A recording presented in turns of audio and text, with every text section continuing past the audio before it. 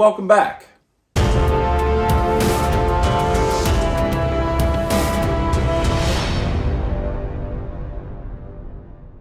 Well, here I am again with another set of gear. I won't go into too much talk about each piece of gear because it's so common that I have the same model in a different color that I might have just worn and just talked about, or I may have a full gear review video that I can point you toward for a lot more of those details. So I'm going to talk about a couple of specifics. First of all, just want to say, when I get ready for a game and I decide to choose what gear I'm going to wear, a lot of times what I have to do is actually go through like my YouTube videos in order and look at the thumbnail images to see what I've wore recently. In this particular case, I started with those pads. I had a feeling I hadn't worn them in a bit, so I went through like the YouTube videos and my Instagram feed, and it looks like, oddly enough, it's been almost 2 years since I wore those pads. And in fact, I wore them with the same gloves. I figured 2 years was long enough to wait and get them back out on the ice. So let's get started talking about this. The pads were GP3000 pads. They're in pretty darn good shape. Very surprisingly, for the fact that there's so much white material on them. The white during that era just didn't seem to hold up as well, at least in the Cooper family of gear. And these have done pretty darn good. I matched those up with a mismatched set of gloves. I have the GM 3000 catch glove and the GM Pro blocker. And that's because I don't have a white with blue 3000 blocker. The 3000 Trapper is not in the best of shape. It has a lot of wear on it, especially on that inside of the palm, but it's an amazing glove. It's broken in very well. And I've said this before, I always say this about the 3000 glove, it's got a monstrous tee. It's very deep and it's a long tee. And when you open that glove up, it takes up a lot of surface area. Talk about the stick now. This is a Danny Lorenz Cooper Super Pro Light stick. The Super Pro Lights quite possibly are my favorite of all the Cooper sticks. The chest protector for this game was a Reactor 5 again. And on top of that is my homemade Cooper custom logo jersey. This was a white jersey few years ago. I cut down the middle and added blue mesh gussets. The graphics are heat transfer vinyl, and that's a design I came up with. This set of Cooper pants I think I've had for over a year, and I've never used them. I saw them hanging there and decided I'd give them a try, but before I put them in the bag, I kind of gave them a test run, and that was just dressed in my street clothes with blue jeans on. I stepped through them to see if I could get them to fit over my clothes, which should relay to fitting well with my gear on.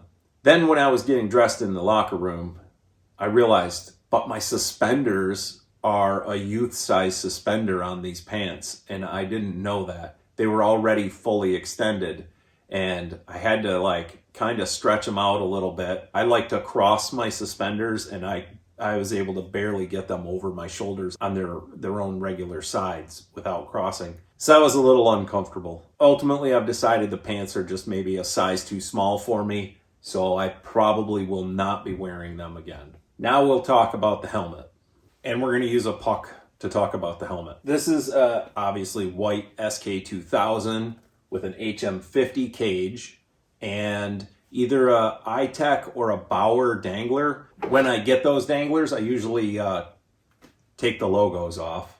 But I found that style of dangler works really well with the HM50 cage. When I was getting packed up, I was actually playing around with a couple different helmets, and I decided to go with this one, which I assembled from some parts I had. And I grabbed Ed Cubberly from Cubberly, Mass, replacement reproduction bumpers. And it turns out that was probably a great decision. You'll see in the video, I take a slap shot to the helmet. Basically, the puck seems to have landed flat right there, where it looks like, to my guess, based on the marking, the brunt of that hit was on the corner of the sidebar bumper. If that had been an original bumper, this bumper would have, for sure, both of the screw mount recesses would have broken, which means the bumper would have come all the way off and then the helmet could have been loose. I honestly think that the damage could have been even worse if it had been an original bumper and broke. There is no broken plastic anywhere. It held up fine. I held up fine as well. These replacement reproduction bumpers from Cubberly are amazing quality. They are so strong and durable compared to any of the originals. So that's my testimonial there for Cubberly bumpers. Well, there you go. That's the gear. Game video is next. If you got any comments about the gear or anything, drop that down below. And as always, thanks for watching.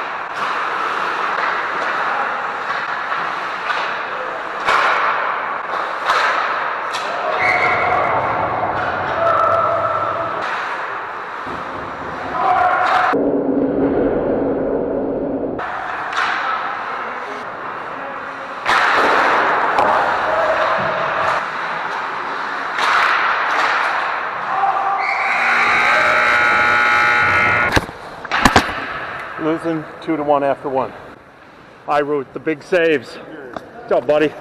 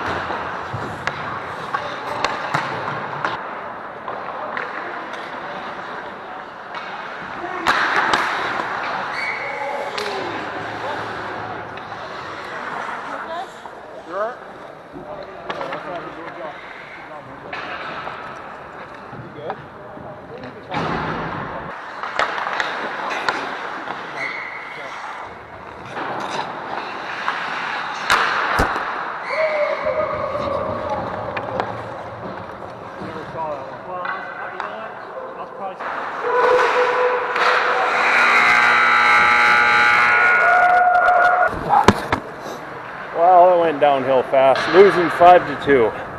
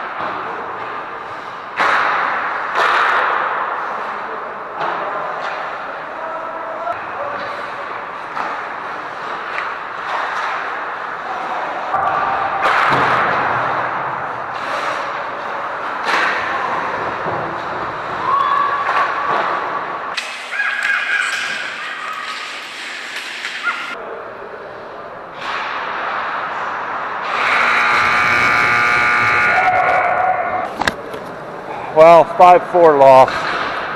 Hey, good hustle, puckers. Good hustle, good comeback, good comeback. Good job. Good job. Killed it, Ira. Hell of a job, buddy. Good job, boys. Good job, boys. Good job. Good job. Good job. Thanks, Troy.